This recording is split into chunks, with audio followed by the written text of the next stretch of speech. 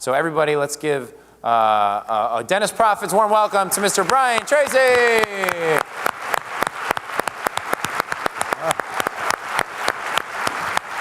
All right, sir. Thank you very much. You got it. Have fun. Have fun. Thank you.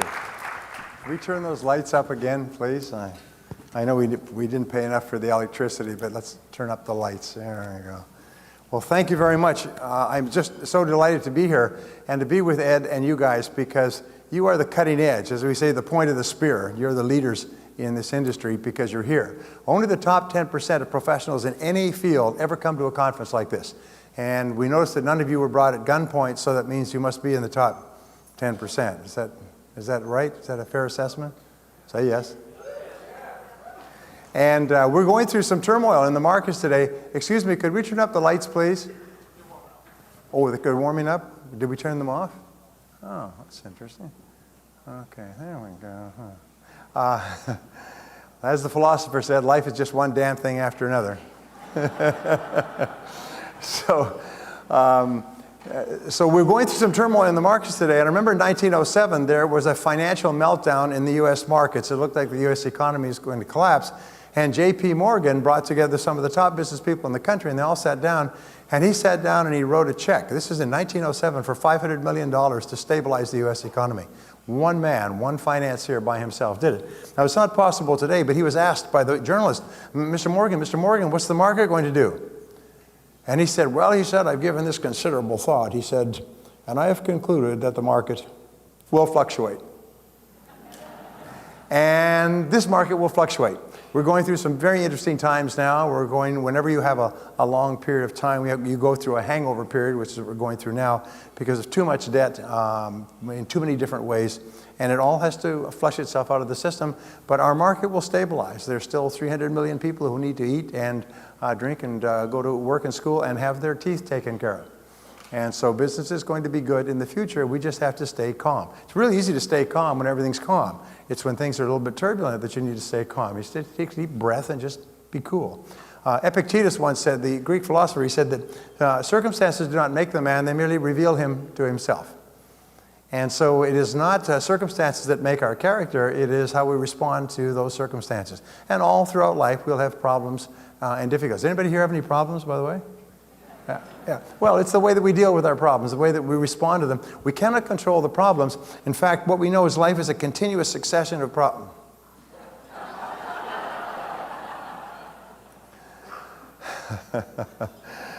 Life is I should never have said anything, you know. The guy back there is mad at me now. He's pissed, you know. He's going to keep those lights going up and down for the next hour and a half. Anyway, they say life is a continuous succession of problems, and the only break in this continuous succession of problems is the occasional crisis. And because we are living active lives, according to the numbers, you'll have a crisis about every 2 to 3 months. You'll have a family crisis or a financial crisis or a practice crisis or a physical crisis, but you'll have a crisis about every 2 to 3 months. Which means that, by the way, that everybody in this room is either in a crisis right now or has just gotten out of a crisis or just about to have a crisis. So and the only other thing you can do is to deal with the crisis effectively. Now, could we put something under here? I want to put a box under here.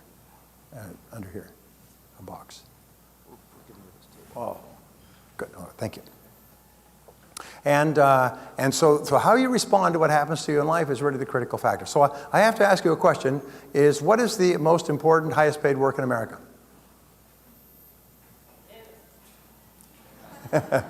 Well, if you follow what Ed teaches you, it sure can be. The highest, most important work, it's kind of a trick question, is thinking.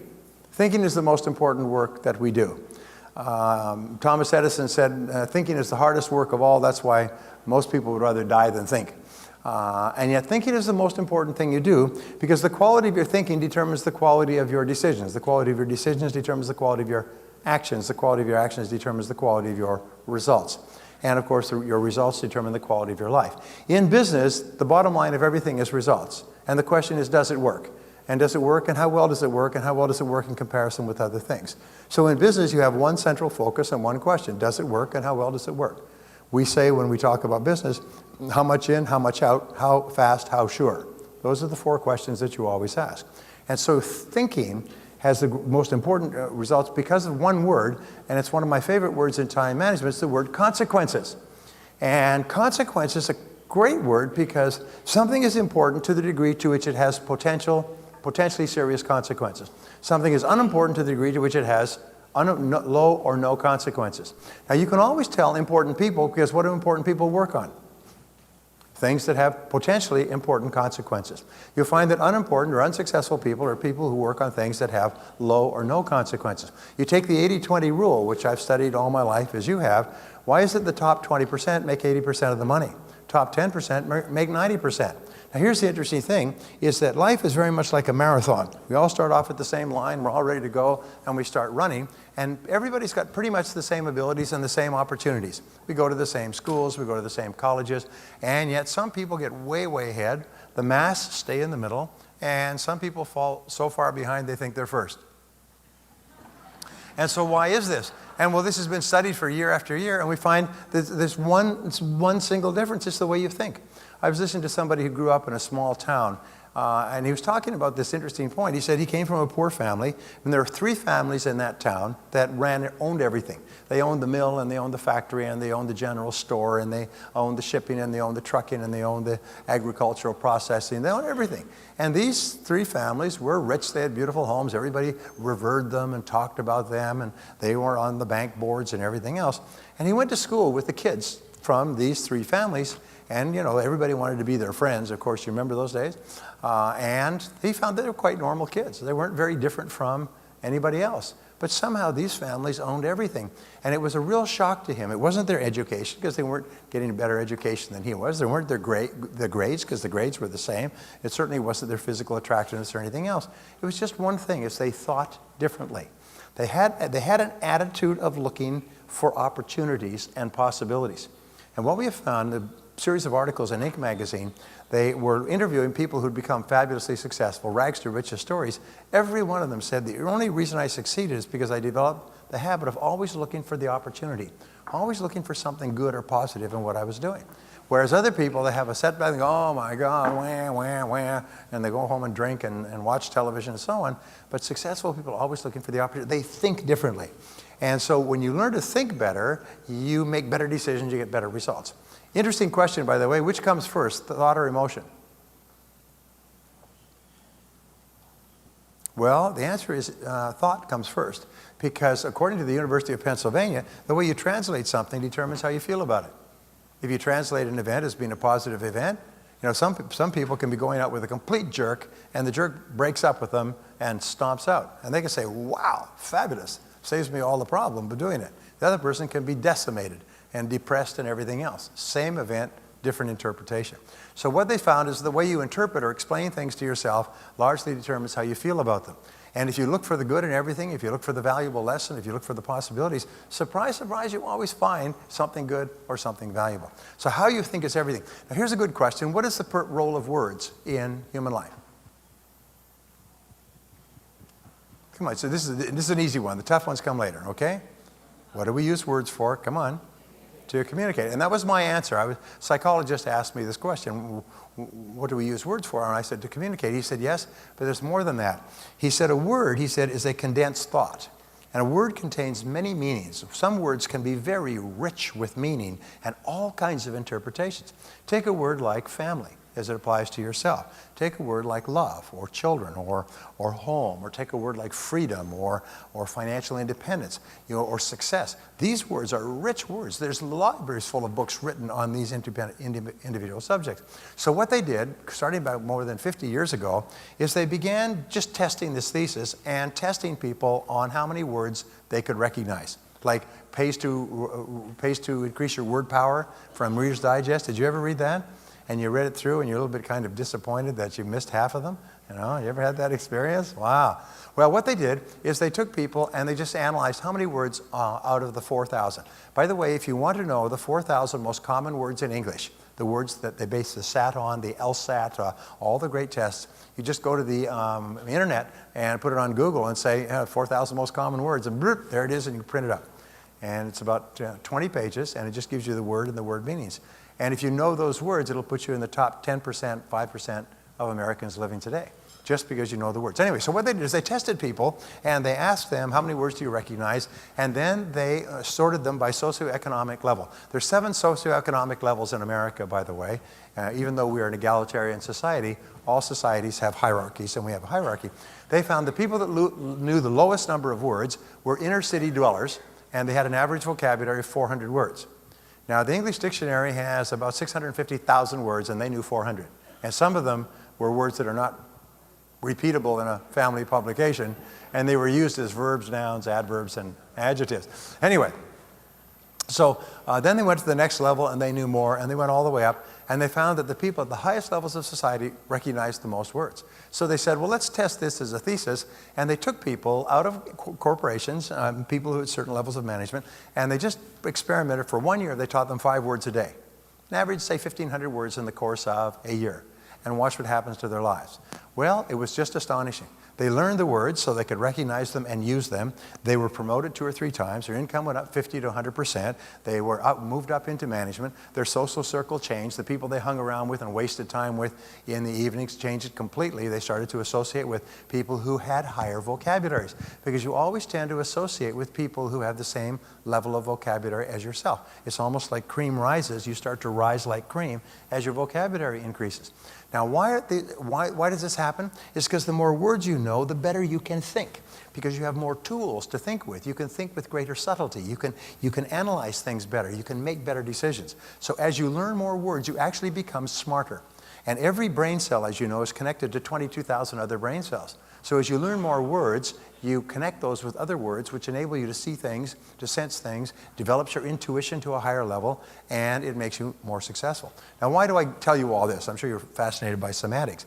It's because when you come to this conference, what you do is you learn concepts. You learn words and concepts and ideas that you may not have thought about before, that open your eyes, like turning on the lights, which we did. They turn on the lights, which enable you to see ways to build your practice that you've never seen before.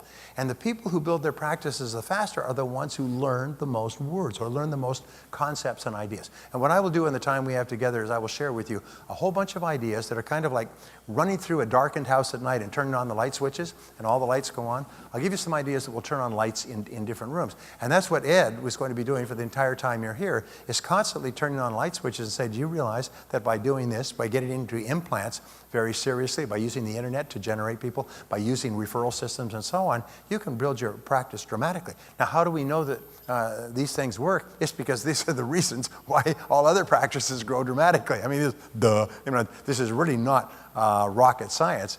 And I'll talk about that in a couple of seconds. So here's my next question. Who is the most important person here? Well, the answer is you are the most important person here. You are the most important person in your entire world. You are the most important person in the universe to you. If you have a split nail, it's more important than if 100,000 people are washed away by a flood in Bangladesh, because every person is the center of their own universe. And this is just the way it is. People say people shouldn't be so selfish. That's like saying people shouldn't breathe in and out. You know, the fact is that each human being is self-centered. That's the nature of staying alive, and it's essential for survival. Well, you are the most important person. You were important to your parents when you were born. You're incredibly important. Look at these little children, these little babies. I mean, whoa, geez, they become all important. This the most incredible transition takes place one day before, one day after you have your first child. Does anybody know what I'm talking about? Your whole life changes. It's almost like your whole life is like the first stage of a rocket that falls away when your first child is born. It just falls away, and everything else was kind of preamble. It's kind of like of secondary importance. What's really important is what happens from now on. And so you are very important to your parents. You are very important to your children. You're important to your friends. You're important to your patients. You're important to all the people whose lives you touch. And you're going to get some opportunities to touch some additional lives after I finish speaking. But touching lives makes you one of the most important persons. What do we have coming up in 11 days? Ta-da! Federal election. And I'm not going to talk about politics. You know, it's the problem with the word politics is it comes from the Greek. You know, poly means many, and ticks means voracious bloodsuckers. You know, so we won't talk about politics because everybody's got their own idea. But I will just tell you this: if you vote the wrong way, your taxes are going to go way up. Right now, if you vote the wrong way, your taxes are going to be 50 to 60% as an independent business person running a private practice. Anyway, that's if they can get it all through. If they can't get it all through, well, then you'll only be 55%. That's before state taxes and sales taxes and car taxes and other. Anyway, but I'm not going to talk about politics. In the election 11 days from now, you walk into the voting booth and, hey, right next to you, there's Bill Gates. And the other side, there's Warren Buffett. Geez, these guys are the richest people in the United States. How many votes do they get? They get the same number of votes that you have. Your votes are important. You are an important person. Now, the reason I ask you this is because when I learned this, the underpinnings of this concept, it changed my life forever. How important you feel you are largely determines the quality of your life. How important you feel you are, how important and valuable you feel you are as a person, largely determines the quality of your life. It determines how you think about yourself and how you feel. It determines how you treat other people. And the interesting thing is how you treat other people determines how they treat you. It determines your goals you set and how persistent you are in achieving those goals. It determines the amount you discipline yourself, how hard you work. Everything is determined by how important and valuable you feel you are. Now, psychologists call this your level of self-esteem. And your level of self-esteem is like the reactor core of a nuclear generator. It's the power source of your personality. People who have positive personalities have high self-esteem. People who have weak personalities have low self-esteem. And the wonderful thing, as Ed was saying, you can raise your self-esteem by the way you talk to yourself, by the people you associate with, the way you talk to yourself. And so when you say the words, I like myself, your self-esteem goes up. So say it. Say, I like myself. Oh, come on. Take your thumbs out of your mouth. Jeez, it's almost 11 o'clock. Say it like you mean it. Say, I like myself. Wonderful. Now, when you get up in the morning, say, I like myself. I like myself. Throughout the day, say, I like myself. I like myself. Now, there's a lot of people here saying, hey, I'm a graduate in dentistry. We don't say nothing until we thought about it for 3 days. But even if you just listen to someone else saying, I like myself, your self-esteem goes up. You feel good. It's the 3 most positive words in any language. I just was teaching the same thing in Russia a week ago, and in Rome a week ago in Germany. And I'll be in China next week. I can't believe it. I'll be in China on Thursday. And I'll be teaching the same thing in China and throughout China and Malaysia. Because the more you like yourself in any language or culture, the more you like other people. The more you like other people, the more they like you right back. Do you know that 85% of our success or lack of success, happiness or unhappiness in life will be determined by our relationships with other people? 85%. Only 15% is determined on other factors. The other 85% is our relationships. The biggest problems we have in life always come with hair on top. Have you noticed that? But the more you like yourself, the more you like other people. The more you like other people, the more they like you right back. And the more they like you right back, the more they want to use you and come to you, your practice, and to recommend you to others. What is the number 1 key to getting referrals? Do you know what it is? Are you ready? It's a toughie. It's be referable.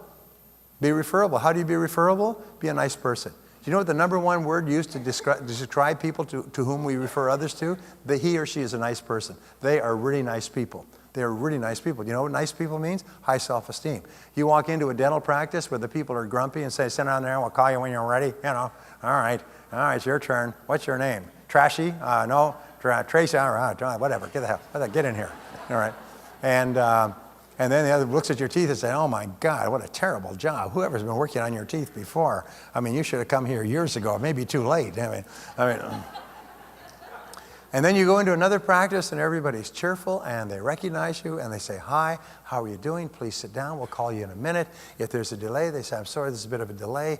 Can you hang on? Can we get you a glass of water or something? And you sit there and you feel special.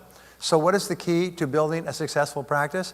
Of course, you must have the technical knowledge, but the key is make patients feel important. Make patients feel important. From the time they come in, make them feel important and make them feel valuable. Raise their self-esteem. And you know what the fastest way to make a person feel important is when they walk into your practice? Smile at them and say, hi, how are you? Thank you for coming. Nice to see you today. How's everything going? So the first impression is like a wave of warmth, and their self-esteem goes up and they feel valuable and important. And the last thing you do is you say, thank you for coming. We sure enjoy having you. We'll look forward to seeing you again. And if it could be of any service to you, please give us a call. And if something comes up, let us know. So the last impression makes them feel important. And in between, treat them like they're the most valuable people in the world. And I promise you, you'll have to turn your phone off to keep people from calling to make appointments, because once you make people feel important, their friends will all want to send people to you. Anyway, it's a small thing, but how much you like yourself is important. Now, here's the second thing. We find that really top people in every field love their work. Is they don't look at their work as, and get through this. They love their work. And you can only be successful if you love your work, if you're doing something you really enjoy. Now, there will be mornings when you will get up, and so what they say is, I love my work. Say, I love my work. Whoa, whoa.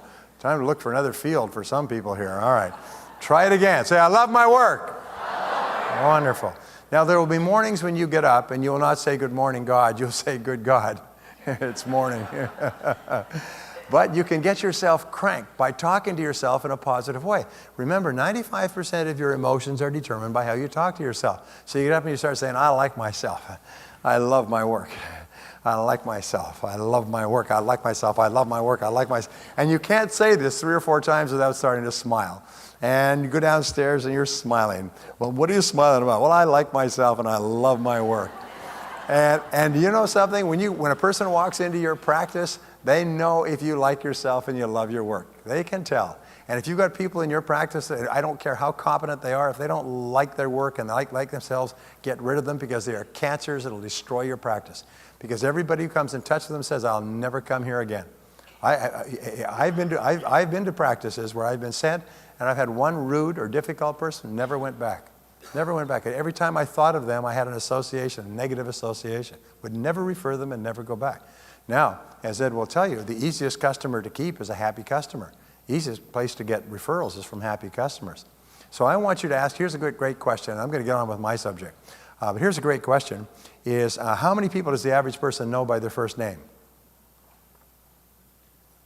Well, it's about 300, I think one of the studies said. Some people who are in public relations or sales know even more than that. But the average person knows 300. So let us say, just for fun, that the patient that is coming to your practice now, that this patient, only 10% of the people that he or she knows are patients for you, prospective patients for you. Only 10%. So how many is 10% of 300? It's 30. These are easy questions. I know somebody's using a calculator back there. And you got it wrong anyway. So here's my point. So imagine every patient that comes to you has a neon sign right here. It says 30. And it's blinking. Blink, blink, blink, 30, 30, 30, 30 more patients, 30, 30, 30, 30. So when you talk to them and you deal with them, and all they're saying, be nice to me, I'll send you 30, 30, 30, 30. Now, how long would it take you to build a $2 or $3 million practice if everybody that you met over the course of the next 2 or 3 years sent you 30 more patients? And the next patient that this person recommended comes in, blink, blink, blink, 30, 30, 30. And companies and practices that take this philosophy, that every person I'm talking to is sitting there with a list of 30 people. All they're saying is, okay, let's see what you got. Okay, be nice to me. Just be nice to me. I got 30 people here. I'll give you 30 patients if you're nice to me. How nice would you be to someone if they had 30 patients to give to you? Would you call them up afterwards and see how you're doing? Would you thank them when they came in? Would you be specially nice? Would you come in and check on them and say, thanks for coming? Is there anything we can do? I mean, what would you do extra if somebody said, I've got 30 patients, just treat me nice. Take my love and advice, treat me nice, you know. Are you with me so far? Hey, how much did that cost? How much does it cost to do that? Zip. We're not even talking about spending thousands of dollars on things like that. So here's the final question I want to ask you. What is the most important part of this conference? I see my coming here was an emergency. I'm not surprised you brought me yet. I mean, this is a desperate situation. We'll see if we can save it. And the answer is what you do afterwards. It's the actions that you take as a result. And Ed mentioned that earlier this morning. It's what you do, and it's not just what you do, it's when you do it. And the time that you do it is immediately. Because we found that there's a direct relationship between how quickly you take action on a new idea and how likely it is you'll ever take action on any idea at all. If you take action immediately, then you'll get the results, you'll get feedback, you'll be able to self-correct. But if you put time off and put it off, then what will happen is all the energy will drain from it. How many people here would like to double their income in the next year or two? Yes. Good. Eminently possible because of the number of new patients that are coming onto the market. But how many times, what is the average number of times that a person tries on a new goal before they give up? Can you guess? The average number of times a person tries. The average is less than 1. Because most people quit before they try the first time. What they do is they say, I want to do that, I want to double my income, and I want to install that internet marketing program, and I want to do this, and I want to come up to gold level, I'm going to do all these things, but before I do, I'm really tired, and I need to take a break to a wonderful place called Someday Isle. And so they go to Someday Isle, and they go to Someday Isle in their mind, like remembering your last, vacation in the Caribbean or wherever it was, Someday Isle. And they drift off to Someday Isle, and that's where they go. And the bottom 80% of people in our population live on Someday Isle most of their lives. It's not that they lack ability or talent or opportunity, they just lack the energy to get on with it. So they go to Someday Isle. Now, who are they surrounded with on Someday Isle? Other people on Someday Isle. And what's the primary topic of conversation on Someday Isle? Favorite excuses.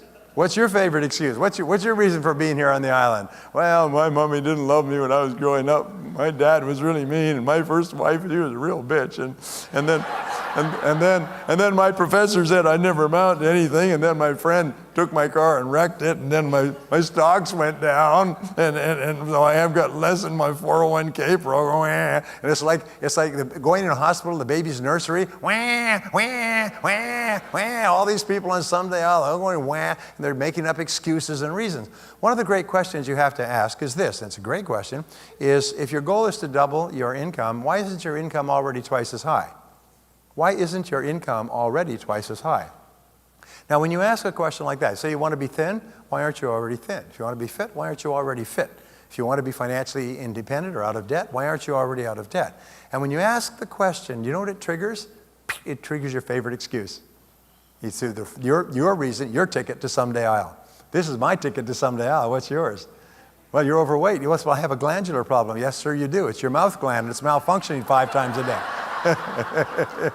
In other words, so it's our favorite excuses. So I'm going to give you one of the great secrets of life, and it's really important here in terms of Dennis Profits. And here's the great secret of life is vote yourself off the island. No more excuses. Get off the island. No more Someday Isle. Someday I'll try this, and someday I'll do that, and someday I'll give it a try. Wah, wah, wah. Do you know what the words I'll try mean? The words I'll try mean I'm going to fail in advance. I'm telling you I'm going to fail. So there's an excuse for failure in advance. Are you going to come to my party next Saturday night? I'll try. What does that mean? That means I ain't coming, baby. I'm giving you a signal. I'll try means I'm not going to do it. I'm going to fail. So don't ever say you'll try. Either do it or don't do it. Get in or get out. Vote yourself off the island. Make a decision. And what we found is a direct relation between how fast you take action on an idea and how likely it is you'll ever take action on any ideas. According to Aristotle and all the great thinkers for more than 2,000 years, virtually 95% of everything we do is habit. We have habits of getting up and habits of brushing our teeth. We have physical habits. We have habits of thinking. We have habits of action and so on. 95%. So if you were to take action over and over again, repeatedly on a new subject, what would you eventually develop? A habit. If you develop the habit of taking action, you become an action-oriented person. And you can start off with nothing going for you. You can start off with a limited education, or you have good education, start off with a new practice in a new town and everything else. But if you're an action-oriented person, and you try this and you try that, and you try this and you try that, and you try something else, and you learn to get feedback, there's nothing to stop you from being successful. All successful people are intensely action-oriented. But it means that if you hear something here, take action on it immediately. If you hear something here, think, geez, that's good, go back and phone your practice and say, and tell somebody, look, why don't we start on this immediately before I even get back? All right? But don't say, well, I'll try, I'll think about it, sounds pretty good, but I got tickets to the island. What am I going to do with my tickets to the island? Well, sell them to the guy next to you. He needs them. He probably uses them all the time. It's like the guy who gets up in the morning and says, I wake up every morning at 6 a.m. just raring to go, and then I force myself to lay there until the feeling passes. Well, that's what a lot of people do. They hear all these great ideas, and they say, wow, that's a great idea. I got to put some distance between me and that idea, or I may even implement it. Oh, my God. Then my income would go up. Oh, that's just too much to think about. Whoa, wait for me. I'm coming to the island. Got a spare seat? Anyway, so vote yourself off the island. Now, I didn't know any of this when I was coming up. I didn't know anything about the 80-20 rule.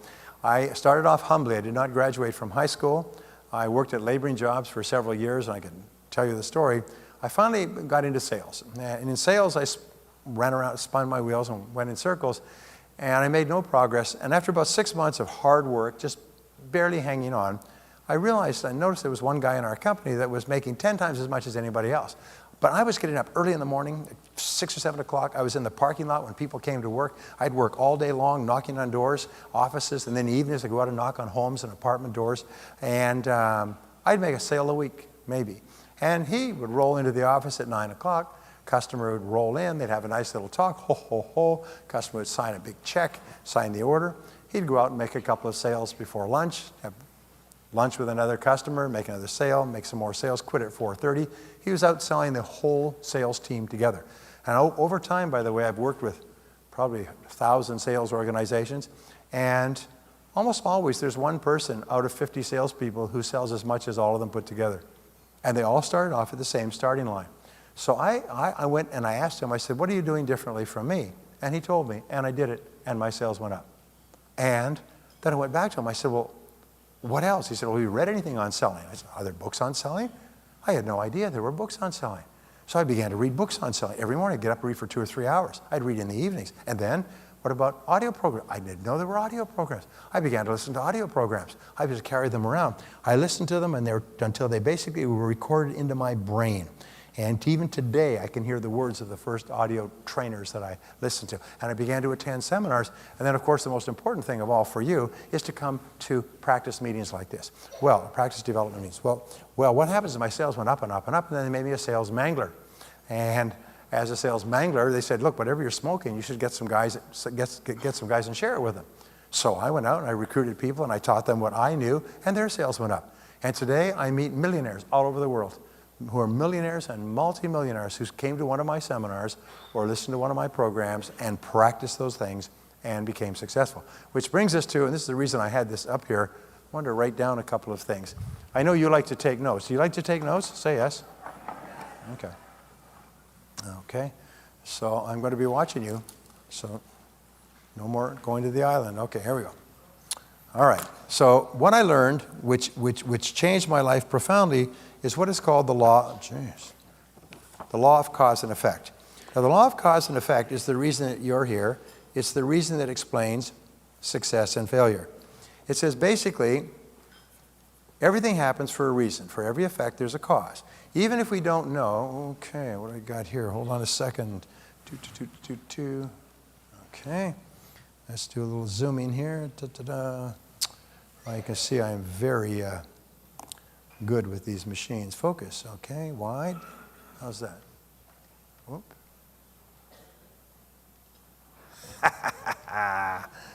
There we go. Thank you. So we just straighten this out a bit. Okay. It's like a kid with a toy at Christmas, you know, okay. So law of cause and effect says that for every effect in your life, there's a cause, that everything happens for a reason. Even if you don't know the reason, there's a reason. If somebody's practice twice as large as somebody else's practice, it's not because of you or your genetics or your DNA or your chromosomes or anything else. It's just because they're doing something different. That's all. So what you do is if you can define the effect that you want in your life, and then what you do is you trace it back to someone who at one time was earning less than you and who's now earning twice as much. And then you find out what they did. You come here and you ask Ed and his people and they'll tell you, and then you do the same thing. We say success leaves tracks. So you just do the same thing and you get to the same place. Which brings us to one of the great rules of success, is that if you do what other successful people do over and over again until it becomes a habit, nothing in the world can stop you from getting the same results that they do. And if you don't, nothing can help you. Now, this is a very important point to understand, is that all success skills are learnable. All practice, development, and management skills are learnable skills. All sales skills are learnable. All public relations skills are learnable. All physical, mental skills are learnable. You may not be able to play, you know, a classical violin or dump baskets like Michael Jordan, but all business and sales and management skills are learnable skills. And so therefore you can learn any skill you need to learn in order to achieve any goal that you want. And that once you understand that, so for me, that happened to me when I was 23, the dam broke. When I learned this law of cause and effect, I couldn't believe it. My God, you mean I could learn to be successful? I was a failure. I had holes in my one pair of shoes. The shoes were given to me. My size is about 10 and a half. These were size 12, so I wore them like swim fins. I had to kind of lean forward into them, so it went ka-flop, ka-flop, ka-flop, ka-flop. I had one clip-on tie and one shirt that was wash and wear. I had to wash it out in my sink each night because it would stink. And I had one pair of pants. And I put on my little clip-on tie and my little shoes, ka-flop, ka-flop, ka-flop. And that was my beginning of my career. I could tell you within 25 cents how much money I had for the first 10 years of my adult life. And then I learned that you can be in the top 20% of salespeople. You just do what they do.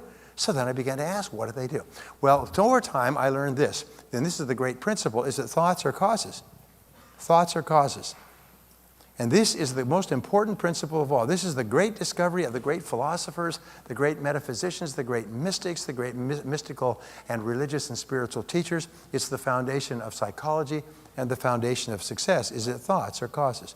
Your thoughts, however well put together, as we talked about earlier, determine what happens in your life. And conditions, the conditions of your life, are effects. So basically, you create your own life with your own thinking. Now, this is one of the hardest things for people to understand, is that their entire outer world is merely a mirror. It reflects back to them in absolute, complete accuracy what is going on inside. Now, much of what is going on inside is conscious, some of it is unconscious, but basically it's the way we think and see ourselves and feel about ourselves on the inside that determines our external world. And if you want to change anything on the outside, you have to change things on the inside. Now, my favorite equation is this. 1-to-1 is what's going on the inside determine what's going on the outside. Now imagine a person looks in a mirror and they don't like the way their makeup is put on, or they don't like the look of their face, and they start to pound the mirror. Pound the mirror. They go and get a hammer. I got to pound this mirror. You'd say you must be crazy. The mirror is neutral. The mirror just reflects back to you what you're presenting to it. So if you want to change what is being reflected back, you have to change what you present to the mirror. Once you understand that, by the way, you move into the top 10 or 20% of thinkers in the world. The most important quality for leadership is responsibility, is to accept responsibility and say, I am where I am and what I am because of myself. It ain't my brother, ain't my sister, but it's me, O Lord, standing in the need of prayer. Which brings us to the greatest discovery of all, which is that you become what you think about most of the time. You become what you think about most of the time. So what do you think about most of the time? What do you think about most of the time? Since your entire world is determined by what you think about, and especially by your thoughts emotionalized. Here's one of the great equations that goes back 2,000 or 3,000 years before Christ. Thought times emotion equals reality. In other words, a thought that is disconnected from emotion has no effect. An emotion that is not guided by thought is just chaos. But a clear thought backed by an emotion, and the emotion can be one of desire, I really want that, or it can be one of fear, I'm afraid of trying it. In either case, the thought times the emotion equals the reality.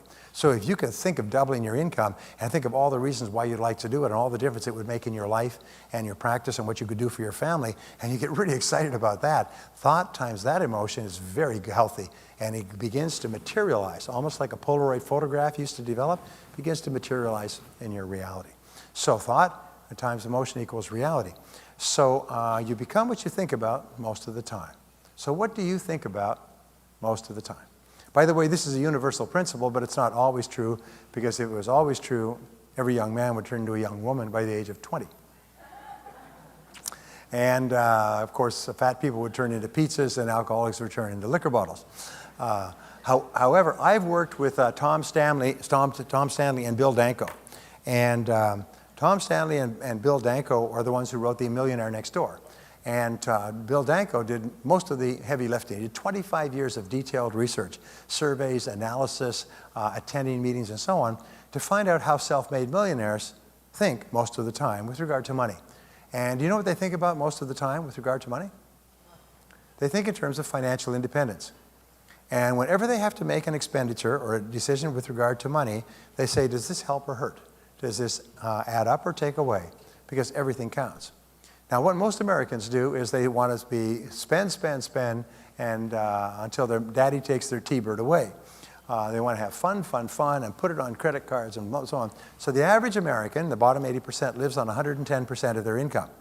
And now, unfortunately, the chickens are all coming home to roost, and their income was built on an inflated home value, and that has collapsed, and so now the whole house of cards is collapsing. The wealthiest Americans save 10 to 20% of their income from their first paycheck. They cut it off the top and they put it away, and they save it, and they build up cash reserves. The wealthiest Americans have 6 to 12 months in cash reserves that they never touch. Now, you could say, well, that's an awful lot, and I can't afford it. And I go, okay, I'm just telling you, that's how self-made millionaires think. Their net worth goes up at a rate of about 7 to 8% a year on their capital base. They don't try to make a killing in the stock market or in dot-coms and things like that. They save their money and they grow it carefully and safely. They're very attentive and thoughtful about their money. They're very frugal in their decisions. But what do they think about most of the time? They think about achieving financial independence. Tom Stanley talks about going to a conference of entrepreneurs that had been addressed by an economist the year before. And it was at the reception. And he heard people saying, what's yours? And he said, 8 and 4. What's yours? 10 and 2. What's yours? 6 and 3. What's yours? 18 and 2. What's yours? Made it in April. And he was asking people, what is this? What's yours? What's yours? What's yours? He said, well, last year we were taught by the economist to think in terms of how long we could survive financially if our income was cut off based on months and years. And so first thing we have to do is calculate how much would it cost me to survive for 1 month if I had no income at all. And then you multiply that times 12, and that's how much you would require to take 1 year off. Now, one of your great goals in life is to work by choice if you work at all. You want to have enough money so that you never have to work again. You won't ever stop working, by the way, because knowledge workers never stop working. They just do different things. If you stop working with your brain, you start to deteriorate very rapidly. But if you keep working actively with your mind, you can live till your 90s. Anyway, so then you calculate, and this is what self-made millionaires do, is they calculate their monthly rate, all right, times 12 to get their annual rate. I'll just write annual. And then they multiply that times 20, the number of years that they are planning to live after they retire, and that gives them what is called the number. Now, every person here, is one of your responsibilities as an adult, has to know your number. What is my number? And the number is the amount with which you could retire and never work again. And the interesting thing is, knowing your number, calculating your number, will increase your likelihood of achieving it by about 10 times. The likelihood of achieving it just soars astronomically because most Americans don't know what it is. Now, you guys are young and you're in your 20s and 30s and 40s and so on. You don't think about this, but self-made millionaires start to think about it at a very early age. And they hit millionaire status by the time they're 45. Others, making a fabulous living, end up at the age of 55 or 60 and they're broke. Because they just, just went to the island every weekend, never thought about it. So, do you want to be financially independent? Say yes. Then think about financial independence. Self-made millionaires never buy new cars. I can't say this in a public audience because there's always car salespeople and they beat me up afterward. But they buy cars that are 2 years old. All the depreciation has been driven out of them so that the prices come down. They buy expensive cars and they get them recertified so they've got another 5-year warranty, and they drive them 10 years until they fall apart. And all the extra money that people are out there buying cars every year and so on, all that extra money, what do they do with it? Yeah, they save it carefully, put it away, and so on, and as a result, they become financially independent. If all you did was buy one car every 10 years and took all the rest of that money and invested it, that alone would buy you 3, 4, 5 years of retirement. I mean, think about that because of the miracle of compound interest. Anyway, that's not my subject. So the University of Pennsylvania was commissioned by several large companies to try to find out the profile of high-performing men and women. Over a period of 22 years, they interviewed 350,000 people. They gave them psychographic profiles to find out basically how they thought in a variety of different areas, qualities, characteristics, virtues, values, and so on. And then they followed them for as long as 2 years and asked them, what do you think about most of the time? What do you think about most of the time? And what they would do is they would say, sir, what is your name? Skip. They would say, Skip, we're doing this research at the university. Would you participate with us? And Skip would say, well, I'm pretty busy. What's involved? You say, it's all we need is 10 seconds a week. And someone will call you randomly. You'll never know the time. And they just ask you, hello, Skip, what are you thinking about right now? What are you thinking about this very minute? And you can say, well, I'm thinking about this implant, I'm thinking about accounting, I'm thinking about playing golf on the weekend. It doesn't matter what the answer is, just tell them exactly your top of mind thought. And then they tracked these, and they found that they began to break down in different ways. And then they began to slice and dice them by deciles. The bottom 10%, next 10%, all the way up to the top 10%. And they found that people in the top 10% think very differently from people in the bottom 80 or 90%. Now, can you guess what top people, since you are in the top 10% in your profession, can you guess what top people think about most of the time? Well, the answer is they think about what they want and how to get it most of the time. They think about what they want and how to get it most of the time. So I'm going to teach you a go-forward word, and this is the word that you're going to use for the rest of your career. This is the word that will guarantee that you'll get onto the fast track in life, you'll increase your income at a more rapid rate than the average person, and you take complete control of your life. And the word is how. Say how. Okay, from now on, when you want to double your income, the only question you ask is how. You want to double the number of patients coming to your practice, the question is how. You want to double your profitability, the question is how. You want to solve a problem, the question is how. Now, whenever you ask the question how, which is what leaders do, leaders are all how people. How do we resolve this? What do we do? What is our next step? What's our action? Non-leaders, followers, are passive people. Who did it? Oh my God, what's going to happen? What should we do now? They're like the little sheep running around in a circle. Wah, me, we. Whereas leaders say, all right, what's going on? Let's go. Let's make a decision. What's happening here? Get the information, and so on. Now, when you ask the question how, it's like stepping on the accelerator of your own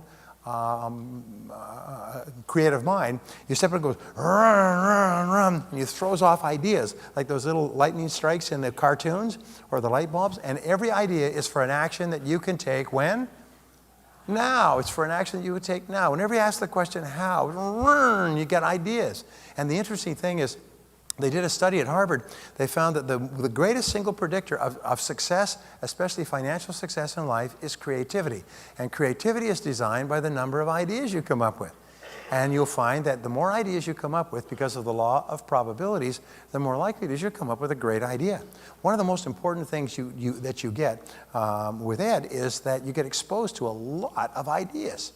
Now, when you look at all the ideas that Ed gives you, there's no way a human being could apply them all when they get back on Monday, is there? So what you have to do is you have to pick and choose. The reason that Ed teaches you so many ideas, and I understand this, is because you never know which idea is going to be the right one for you at this time. So what you do is you get a lot of choices. It's sort of like going to a beautiful buffet. You're not going to eat everything, but you're going to look at the buffet and you're going to pick the things that you want or need or can use at this moment. So what we do here is try to give you a buffet of ideas that you can pick and you can fill your plate. And a year from now, you may come back and fill your plate completely differently.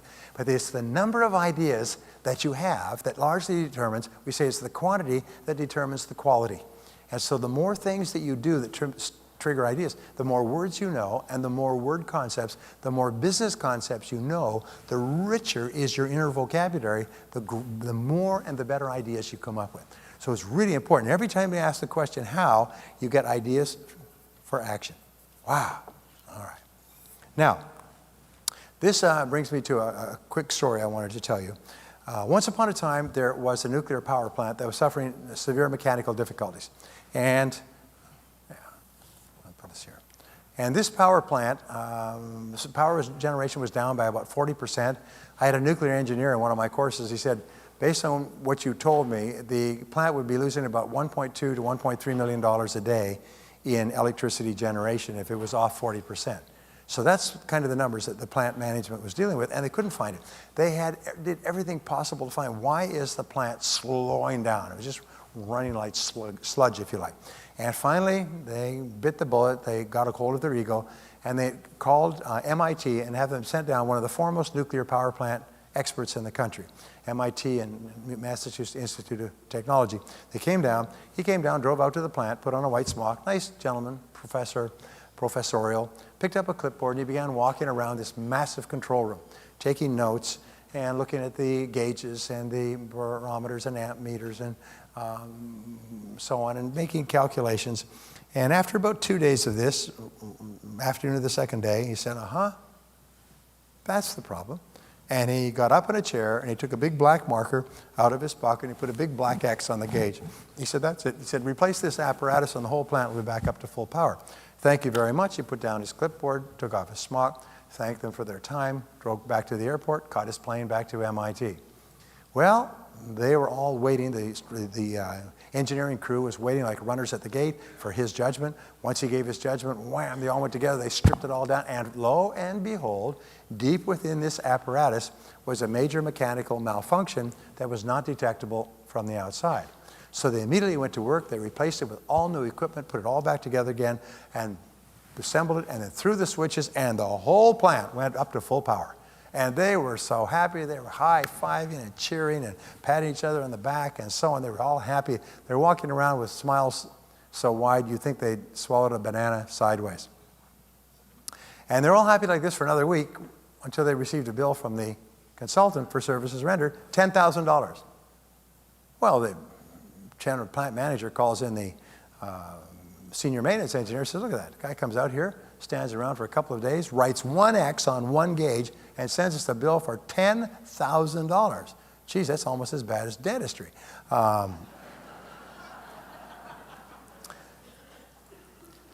See, that's not very funny. I think I'll go and sharpen up my sense of humor with another group.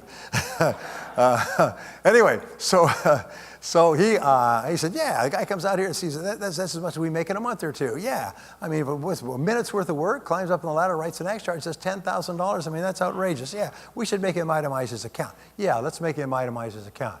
So the plant manager wrote back and said, dear sir, you know, with all due respect, all you did was write one X on one gauge. $10,000 seems like an awful lot of money for that little amount of work. Could you please itemize your account in a little more detail? So about 10 days later, they got a new bill back. It said, for writing X on gauge, $1. For knowing which gauge to write X on, $9,999. In other words, it wasn't the amount of physical labor, and this certainly applies to your profession. It wasn't the amount of physical labor, it's the amount of brain work that went into doing this, the precision brain work. And that introduced me to what we call the X factor. Now, the X factor is one of the most important things I ever learned. The X factor is the key to your success. The X factor is what's going to make you rich. It's made me and a whole lot of other people rich. The X factor is what is going to enable you to double your income and double your time off. Now, the X factor, sometimes we call this the focal point, is to determine where you are going to write the X in each area of your life. What is your X factor? Where do you create what is called the point of intensity? And what we know is that an X factor can be one of three things.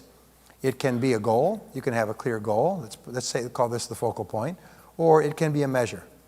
It can be a number, or it can be an activity. Now, in building our business, it has to be one of the three, but sometimes it can be a goal, double our personal income, and the measure is to either double the number of patients we have, or double the profitability per patient, or double the number of referrals we get, or it can be an activity. It's the way we treat the patient, what we do from the first phone call all the way through, which leads to the goal. But in any one of these three cases, or all of them, the critical word is clarity.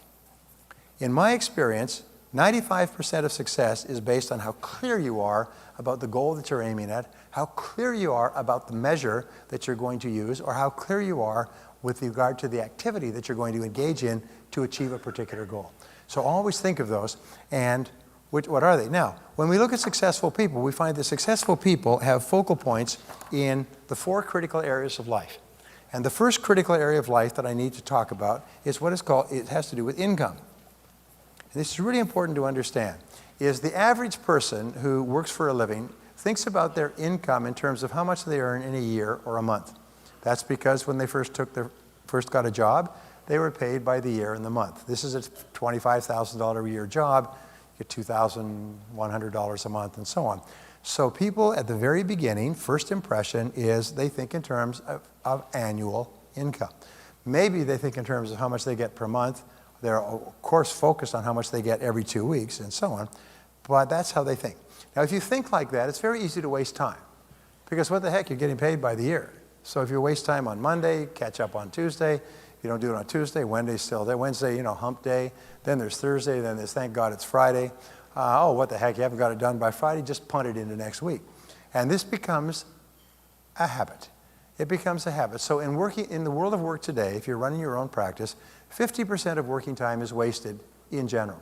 It's wasted mostly with idle chit-chat with coworkers, chit-chat, chit-chat, chit-chat, chit-chat, that has nothing whatever to do with the work.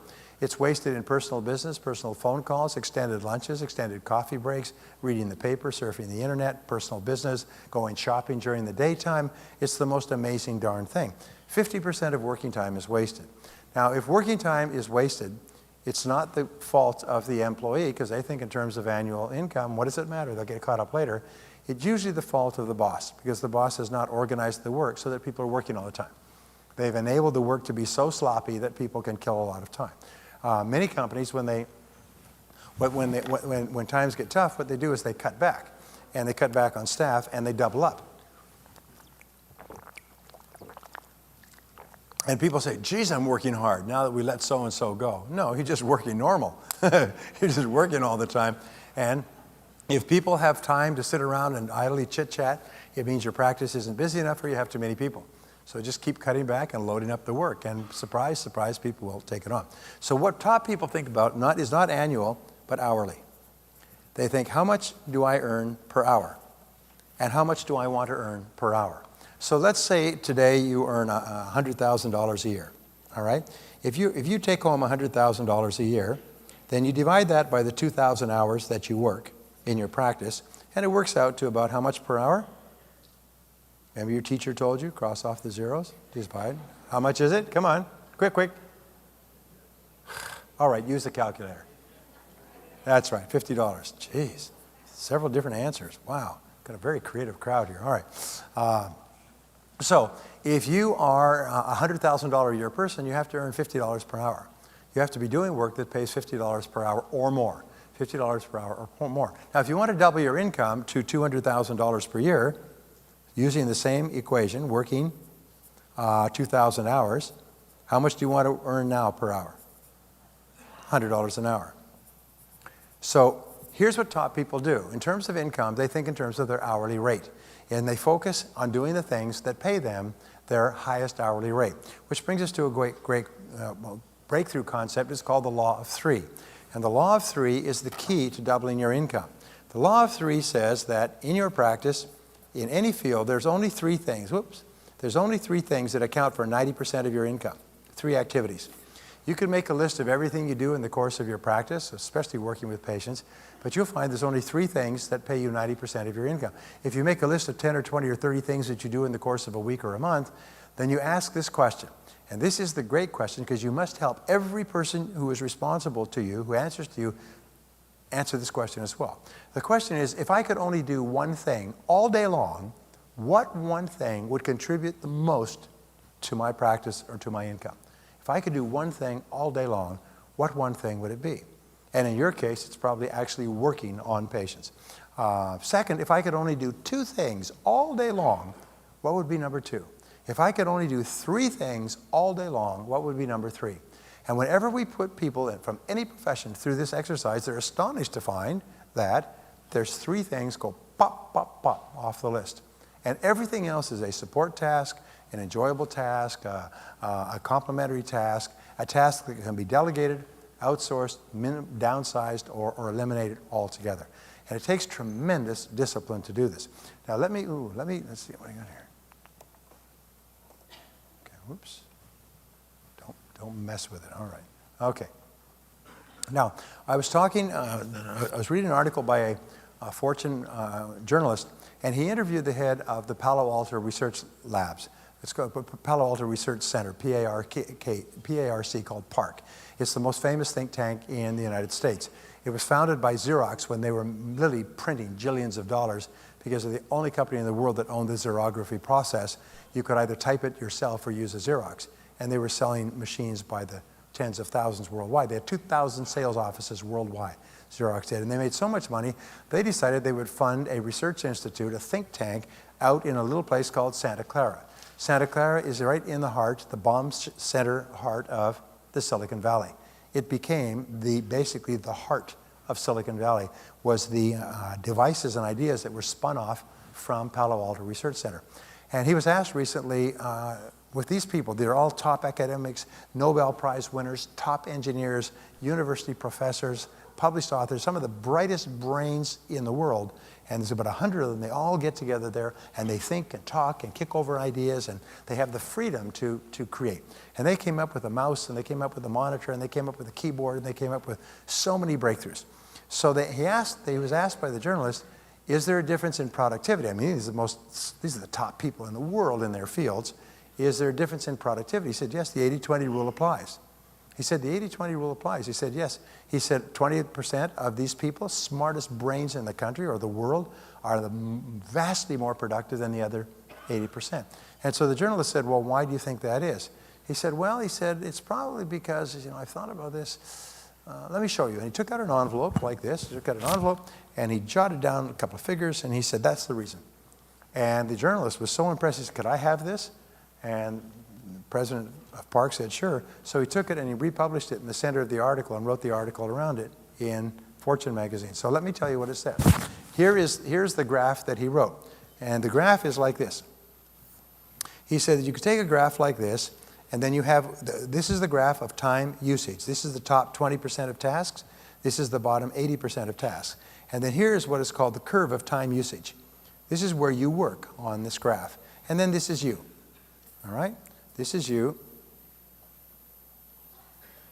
And the question is, where do you work on your graph? And this is the great question that determines how well you do in life. It's real simple. Is do you work on things with high potential consequences or low potential consequences? So if you come in the morning and you work up here, the things that are in the top 20%, what happens is you'll be one of the most productive people in your field. Where every minute of time will produce as much as 5 to 10 times the value of things that you do down here. Because things in the bottom 80% often have no value at all. Because why? They have no consequences. If you do them or don't do them, you chat with your friends, you read the paper, you make a phone call, and so on. If you do these things, you could do them all day long and become brilliant at them, drinking coffee and surfing the internet, and it would have zero impact on your income. But the things up here can have enormous impact. So you have a choice when you begin work at every minute. You can decide where you're going to work on your curve. You can work at the top of your curve. You can work a little lower on your curve. You can work down here on your curve. You can work at the bottom on your curve. Now notice there is a tendency in human beings that leads to failure, absolute guaranteed. And it's called the path of least resistance. The path of least resistance is the natural tendency for us, starting off as children, to do what is fun and easy and enjoyable and light and quick and short and so on, rather than what is hard and necessary and difficult and has big payoff. In other words, we have a tendency to do things that have no consequences rather than things that have serious consequences, because things that have serious consequences are usually hard. They require hard work and discipline. So if you make a habit, and notice that this is downhill. The path of least resistance says the natural tendency for us is to slip into, we didn't mean to, slip into doing things down here. But what do we know?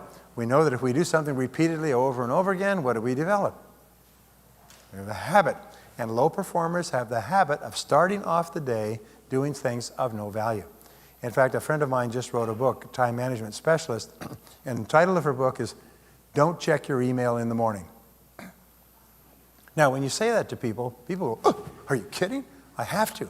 I have to get up. I have to get up in the middle of the night and run and check, see if I've got a message. I got to run there in the morning and check. I got to check it on my PDA when I'm traveling around. I got to check it in the airport. I got to check my email. I got to check my email. I mean, somebody may have sent me a message. I've got to check my email. And you're just like junkies. You're like email junkies. I've got to have my fix. I'm starting to go into DTs because I haven't had an email check. She said, I remember a reporter for Forbes who went on vacation. He came back from vacation after a week, and he had 800 emails. And he said, there's no way, that's 100, 120 a day. He says, no way he could check all those emails and go back through the emails. I mean, it would take him a whole day when you have a chance to get started. So he just punched delete, deleted them all. And people said, how could you do that? How could you delete your emails? He said, well, if they're important, they'll resend. And that was true. If they were important, they'd resend it. And most of the other ones, by the time he got to them, were too late to handle anyway. But instead of opening them up and reading them and thinking about it and sending a little message and looking forward to seeing you too, suddenly it's 5 o'clock. And all you've done is check emails. So don't check your emails in the morning. Don't fall into the trap of coming down here. Now you say, well, my emails are important. Good. You are a dentist. your time? Is that $100 an hour work? Would you hire somebody and pay them $100 an hour to check your emails? Would you pay them $100 an hour to read newspapers? Would you pay them $100 an hour to go shopping in the shopping center next door? Anything you would not pay someone else your desired hourly rate to do, don't do it yourself. And say, well, but somebody got to check the email. I said, good. If you've got a secretary who will work for $6 an hour or $7 an hour, have her check the email. If she has any questions, she can come to you. After a few questions, she'll got it all figured out. She'll be able to go through your email and sort it. And I could be gone for a month and never check my email. Never have a problem. Why? Somebody else checks it. If it's not important, they'll resend. So, in other words, what I'm saying is you had to discipline yourself, because if you don't, you get into the habit of working on things of no value rather than things of high value. Oh, geez. How much time do I have anyway? 4 minutes. Geez. All right. Oh, are you enjoying this, by the way? I wish I had 3 hours. But let me just give you the 4 other things that top people think about their hourly rate most of the time. Now, the second most important part of your life is your family. Is your family life. Now, how is it that top people think? Top people think in terms of FaceTime most of the time. This becomes the X factor. The X factor is where you put the emphasis in your life, and the emphasis is on face-to-face, one-on-one. Because there's nothing that can replace this, and there's nothing that's more important. There's nothing that leads to greater happiness and self-esteem and value. I was reading a book yesterday about a woman who was very, very unhappy because her husband never gave her any indication that he loved her and supported her, because he was always watching television. And you ask the husband, he said, sure, I love her. I think she's the most important person in the world. Well, then why don't you spend time with her? Well, I do. I'm in the house all the time. I come home after work every night. Well, no, that's not how women measure love. So the most important thing in your relationships with your spouse and with your children is FaceTime. How does a child spell the word love? T-I-M-E. How do children grow up? With high self-esteem and self-confidence. Their parents give them lots of FaceTime during their formative years. And as a result, they don't understand. They're not working it out psychologically. They just know that if the most important person in my world, this giant, is paying me all this attention, I must be pretty important. I must be really valuable. I must be a good person. And they grow up with high self-esteem and self-confidence, and they like themselves, and they like other people, and they're popular with their friends and everything. There's a great book called His Needs, Her Needs, or Her Needs, His Needs, whatever. And they talk about the 10 major needs that men have and the 10 major needs that women have, alternating back and forth. And all women know what man's first need is, so let's talk about hers. And her first need is for attention, affection, and respect. Attention, affection, and respect. Face to face, eye to eye, heart to heart, knee to knee, attention, affection, and respect. Those are the biggest need. And if she gets those needs fulfilled, then everything else will be fine. If she does not get those needs fulfilled, she's going to be unhappy. And men think, well, geez, I'm in the same house, I'm watching TV. No, the only time you are actually with the woman in your world is when you're face to face and giving them attention and listening to them when they talk and giving them affection and respect. How am I doing, ladies? Yeah? A lot of men sitting there like that. Bunch of crap, you know. Okay, so FaceTime, and there's a one-to-one relationship between how much FaceTime you spend and what quality of life you have. So it's really important that you don't have FaceTime accidentally. You plan it, you schedule it, you organize, and the busier you are, the more you have to make appointments. Now, I know you all have date night once a week. If you don't, from this day forward, always have one night a week that is as adamant and as untouchable, where you go out on a date exactly as if you were single, and you plan, you prepare, you get dressed, showered, you go to a lovely restaurant, and you spend the entire evening together. And you always sit face to each other, or next to each other, but never sideways, but always where you can look into the face of the other person. You do that once a week, and it's one of those wonderful things that a marriage can do. Does anybody here have date night every week? Is there anybody going to do it from now on? All right. Okay. Here's the third one, and I've already talked about the fourth. The third key has to do with health and fitness. Health and fitness. Now, with regard to health and fitness, we find there are two focal points. Focal point number one is waist size. Now, it's a really interesting thing. Your waist size, the fitness trimness of your waist is really important. It signals that you are healthy. It signals that you are interested. It signals that you have energy. It signals fitness and a whole bunch of other things. And the second part is what is called is minutes of exercise per week. Now, you and I, because of our health system today, no matter what they say in the papers, we have the finest health system in the world. Is that because you're intelligent and knowledgeable about health, you can expect to break the average. The average is running about 80 years. Half of the population dies above, half dies below. You can expect to hit 90 or 95 years old. Your job should be to dance at your grandchildren's weddings and be killed by a jealous spouse diving out a window at the age of 93. You know. But these are the two focal points. Think about your waist size, and what you do every single time you look at putting something in your mouth, you say, will this help or hurt my waist size? And then combine that with exercise, and the required is going up each piece of research, but it's about 200 to 300 minutes per week. If you do 200 to 300 minutes per week, which works out to 30 to 45 minutes a day, and all you have to do for exercise is go for a walk. You don't have to work out for the Olympics. You just have to go for a walk. Get onto a treadmill, get onto a bike, go for a walk around the neighborhood. And if you combine that by going for a walk with your spouse or going for a walk with one of your children, then you get a twofer. And so on. So it's really important. The key, your ability to focus and concentrate on the most important thing you can do at any given moment is the key to streamlining your life, to dramatically increasing your productivity, and to doubling your income. So if you do these things, practice the law of three, spend more time face-to-face with the most important people in your life, and work on the 20% of things that have the greatest potential consequences, not only will you feel fabulous about yourself, but you'll get more done. You'll get more done faster. Your self-esteem will be higher. You'll make more money. You'll be richer. People will want to take pictures with you when they meet you at conferences, and you'll come to my seminars again in the future. Thank you very much. God bless you.